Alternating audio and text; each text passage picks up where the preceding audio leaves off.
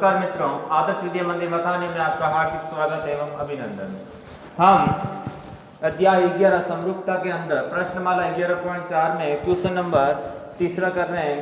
प्रश्न है, एक ही आधार पर BC पर दो त्रिभुज ABC एवं DBC बने हैं। यदि AD व BC परस्पर O पर प्रतिच्छेद करें तो सिद्ध कीजिए त्रिभुज ABC का क्षेत्रफल बटा त्रिभुज DBC का क्षेत्रफल का अनुपात AO बटा DO है। तो हम जैसा प्रश्न कह रहा है वैसे हम डायग्राम बनाएंगे।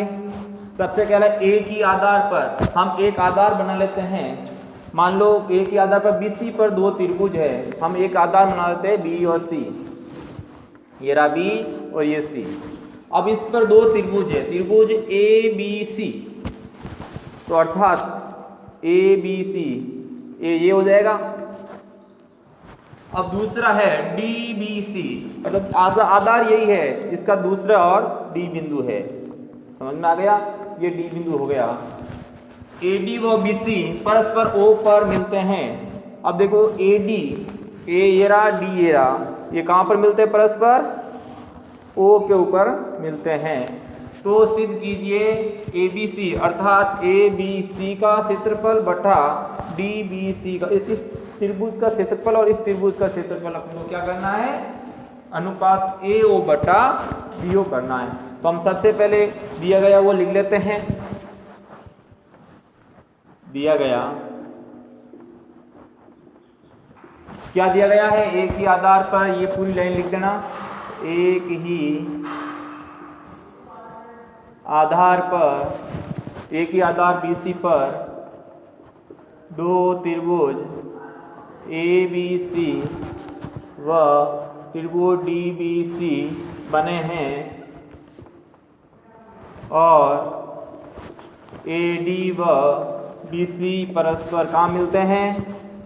O पर प्रतिच्छेद करते हैं। ठीक है, आपको सिद्ध क्या करना है? सिद्ध करना है त्रिभुज ABC का क्षेत्रफल, त्रिभुज ABC का क्षेत्रफल बटा त्रिभुज DBC का क्षेत्रफल, ये आपको AO बटा DO ये आपको सिद्ध करना है।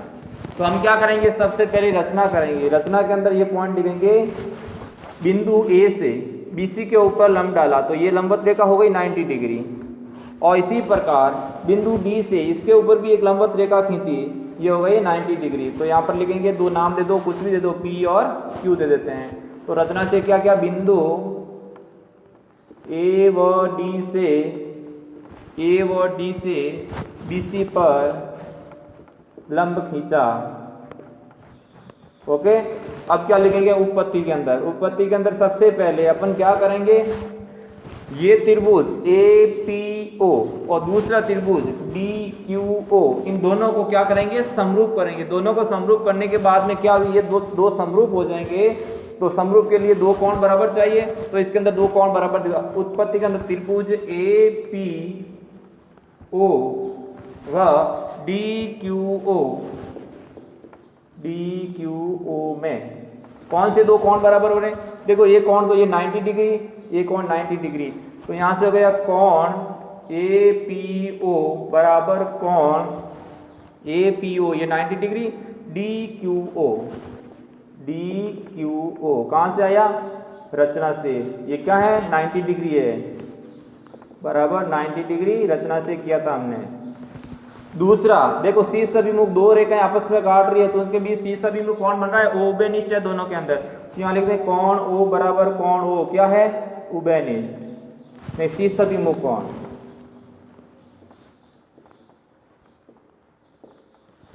ठीक है, अब दो कोण बराबर है तो कौन सा हो गया?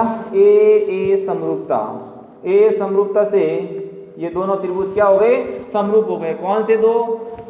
त्रिभुज APO समरूप त्रिभुज APO और DQO ये समरूप हो गए। अब जब दो त्रिभुज समरूप हो तो इसके अंदर भुजाओं का, संगत भुजाओं का अनुपात भी क्या होता है? समान होता है। तो इसके अंदर हम दो संगत भुजा, यदि AP इस त्रिभुज की लें AP, तो दूसरे त्रिभुज की कौन सी होगी? DQ। बराबर में यदि मैं AO लेता हूं तो इसके संगत में कौन होगी? DO। इसको समीकरण नंबर A दे देते हैं।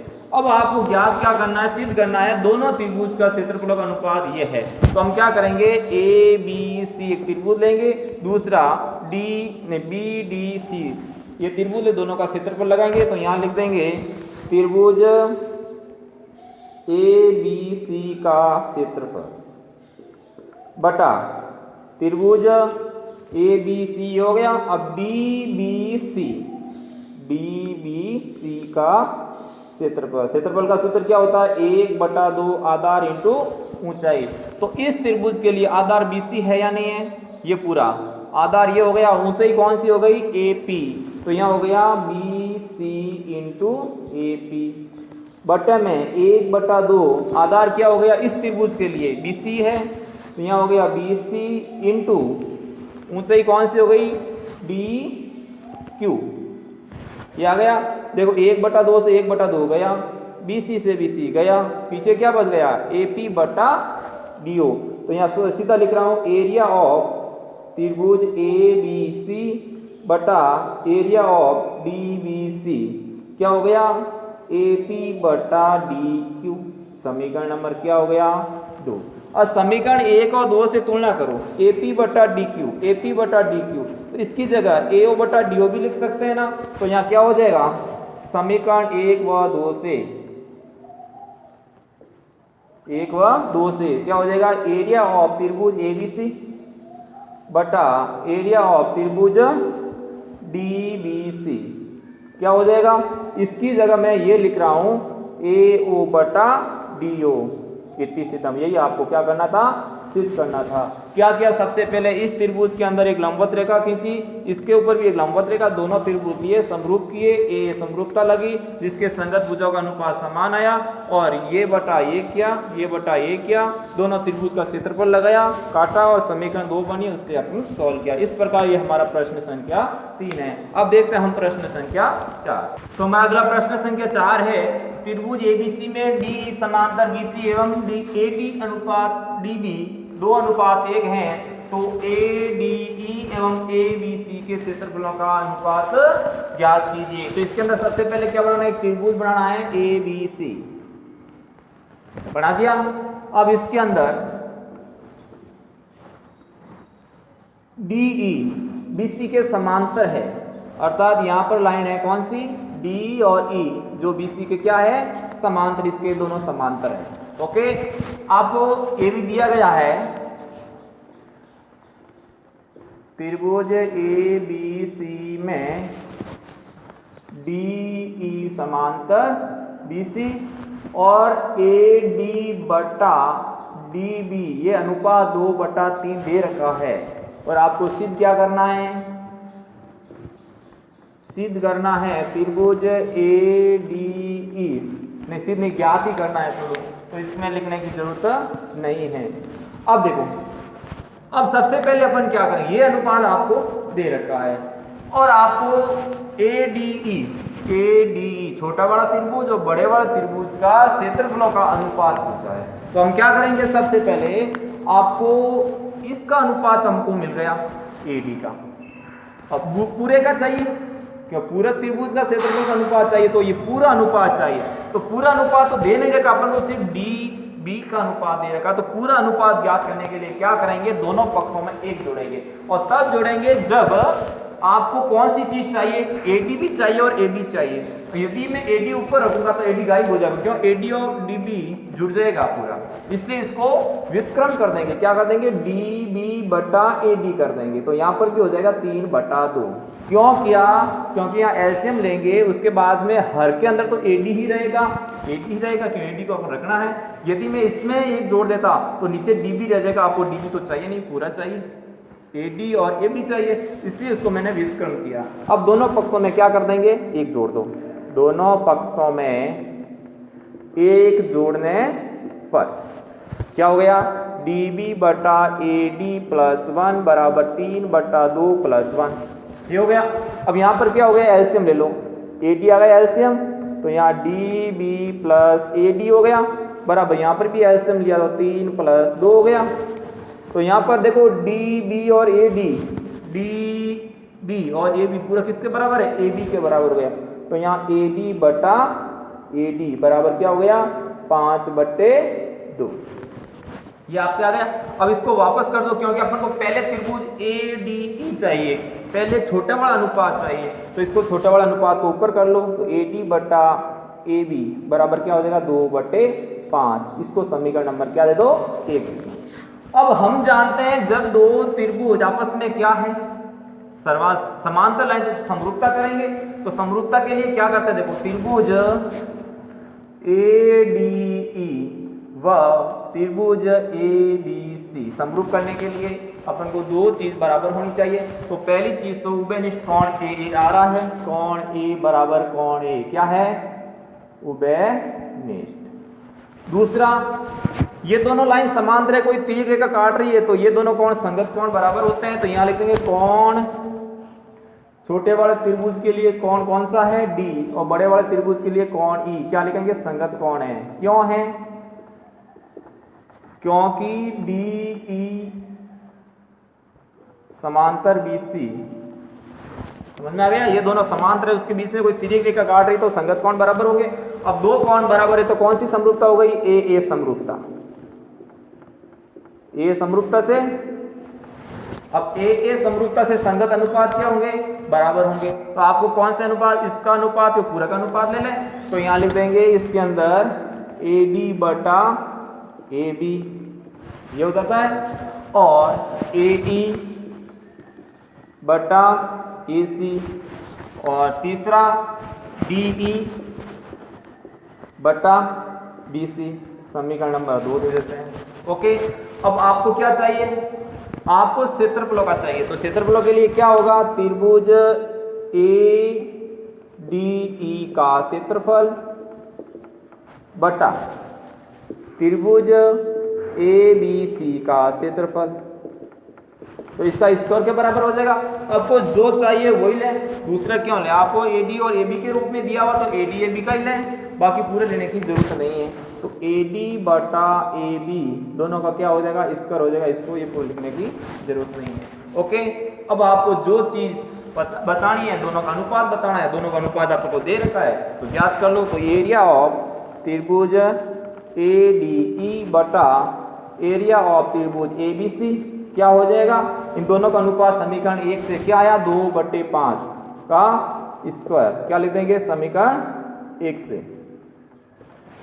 तो क्या हो जाएगा, एरिया ऑफ ADE बटा एरिया ऑफ त्रिभुज ABC बराबर 4/25, यही आपका क्या है आंसर। समझ में आ गया, क्या क्या दोनों का रेशियो दिया, उसके हिसाब से अपन AD और AB का रेशियो निकाल दिया पहले, फिर दोनों त्रिभुज लिए, दोनों को समरूप किया, समरूप से संगत भुजाएं बराबर की। आपको त्रिभुजों का अनुपात चाहिए तो त्रिभुज का अनुपात जिस रूप में दिया उसी रूप में हम स्क्वायर कर दिया, और उसको वैल्यू रख के अपन क्या कर दिया, इसका क्षेत्रफलों का अनुपात निकाल दिया। तो इस प्रकार ये हमारा क्वेश्चन नंबर 4 का पहला था। अब करते हैं हम क्वेश्चन नंबर 4 का दूसरा। तो हमारा 4 का दूसरा प्रश्न है, रेखाखंड AB के बिंदु A व B पर PB और QA लंब है, यदि P व Q AB के दोनों ओर स्थित हो और P व Q को मिलाने पर वह AB को O पर प्रतिच्छेद करे तथा PO 5 सेंटीमीटर, PO 7 सेंटीमीटर और त्रिभुज POB का क्षेत्रफल 150 सेंटीमीटर स्क्वायर हो तो त्रिभुज QOA का क्षेत्रफल ज्ञात कीजिए। तो इसके अंदर आपको क्या करना, सबसे पहले एक रेखाखंड है A और B, बढ़ा दिया, ये A और ये B पर PB और QO लंबवत है, और यदि ये दोनों AB के दोनों ओर स्थित हो, अर्थात A और B पर दो लंबवत रेखा खींचनी है और दोनों रेखाएं इस दोनों के विपरीत ओर है। पहली है B से P और दूसरा है Q से O, अर्थात A से Q लंबवत ये हो गई, ये लंबवत हो गई Q। ओके, अब दूसरी है PB, अर्थात इसके विपरीत ओर होगी, तो यहां पर हो जाएगी ये विपरीत ओर। फिर आगे बोला और P व Q को मिलाया पी ओ क्यू कौन सा, ये मिला दिए दोनों को। ओके, मिलाने पर वो ए बी को ओ पर प्रतिच्छेद कर, ए बी को कहां प्रतिच्छेद कर रही है, ओ पर प्रतिच्छेद कर रही है, तथा पी से ओ 5 सेंटीमीटर, ये आपके हो गया 5 सेंटीमीटर, और क्यू से लेकर ओ 7 सेंटीमीटर है। तो आपको त्रिभुज का क्षेत्रफल एक इसका POB इसका क्षेत्रफल आपको दे रखा है 150 सेंटीमीटर स्क्वायर। तो आपको इसका क्षेत्रफल पूछा है, तो हम क्या करेंगे, सबसे पहले जो चीज दे रखी है वो करेंगे। तो त्रिभुज नहीं, आपको सबसे पहले इसके अंदर ये लिख देंगे PO 5 सेंटीमीटर, QO 7 सेंटीमीटर, और त्रिभुज POB बराबर 150 सेंटीमीटर स्क्वायर। त्रिभुज QOA ज्ञात करना है। ओके, अब क्या करेंगे, हम इन दोनों त्रिभुज को पहले सर्वांग समता करेंगे। सर्वांग समता करने के बाद में क्षेत्रफलों का अनुपात लेंगे। अनुपात लेने के बाद में जो वैल्यू आपको दे रखी है उसके अकॉर्डिंग आपको इसकी वैल्यू निकालनी है। तो सबसे पहले अपन लेंगे त्रिभुज, कौन सा ले लेंगे, ये ले लेते हैं QAO। ओके, या फिर इसके रूप में ले सकते हो POB QO, इसके अकॉर्डिंग ले लो आप QOA, त्रिभुज QOA, तथा उसके बाद में POB ले लिया दोनों त्रिभुज। अब दोनों को समरूप करो। समरूप के लिए देखो, कोण O बराबर कोण O कौन सा है, शीर्षाभिमुख हो गया। दूसरा, ये भी 90 डिग्री लंबवत रेखा है, ये भी 90 डिग्री लंबवत रेखा है, तो इसका कोण का नाम 1 दे देते हैं, इस कोण का नाम 2 देते हैं, तो यहाँ लिखते हैं कोण 1 बराबर कोण 2 क्या है, लंबवत। ओके, तो कौन सी समरूपता हो गई, ए समरूपता। ए समरूपता से क्या होता है, संगत भुजाओं का अनुपात समान होता है, और संगत भुजाओं के वर्गों का अनुपात किसके बराबर होता है, क्षेत्रफलों के बराबर होता है। तो यहां लिखेंगे त्रिभुज POB का क्षेत्रफल बटा इसका क्षेत्रफल हो गया। अब दूसरा लिख देंगे QOA का क्षेत्रफल, त्रिभुज QOA का क्षेत्रफल क्या होता है बताओ, संगत भुजाओं के वर्गों के बराबर होता है। तो संगत भुजा कौन कौन सी दे रखी है उसके अकॉर्डिंग ले लो। सबसे पहले PO छोटा वाला त्रिभुज में कौन सा, ये ले लेते हैं, बड़े वाले त्रिभुज में ये ले लेते हैं, दोनों दे रखी है। तो अपन क्या कर लेंगे, इसके अंदर PO का स्क्वायर हो जाएगा बटा इस त्रिभुज के लिए QO, तो QO का भी क्या हो जाएगा, स्क्वायर हो जाएगा। अब PO QO का वैल्यू आपको दे रखा है और इसका क्षेत्रफल आपको दे रखा है, इसका क्षेत्रफल आपको क्या करना है, ज्ञात करना है। तो हम क्या करेंगे, यहां पर देख लेते हैं, इसका क्षेत्रफल दे रखा है 150 बटा QOA का क्षेत्रफल क्या करना है, ज्ञात करना है, अर्थात एरिया ऑफ त्रिभुज QOA ज्ञात करना है, बराबर PO की वैल्यू 5 दे रखी है तो 5 का स्क्वायर हो जाएगा बटा QO की वैल्यू 7 दे रखी है तो 7 का स्क्वायर हो जाएगा। ओके, अब यहां से कर लेते हैं 150 बटा एरिया ऑफ त्रिभुज QOA बराबर 5 का स्क्वायर 25, 7 का स्क्वायर 49। इतना काम कर लेंगे।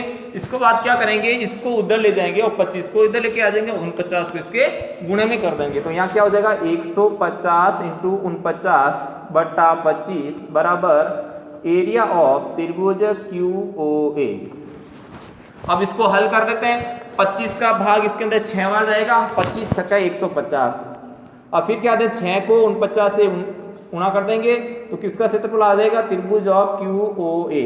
अब इसका गुणा कर लो, क्या आ जाएगा 9 छक्के 63 का कितना, 9 छक्के कितने होता है 54 होता है, असल की 5। अब 24 और 5 कितना है 29, एरिया ऑफ त्रिभुज QOA। तो यहां से क्या मिल जाएगा, एरिया ऑफ त्रिभुज QOA बराबर 294 सेंटीमीटर स्क्वायर। ये आपका इसका क्षेत्रफल आ गया।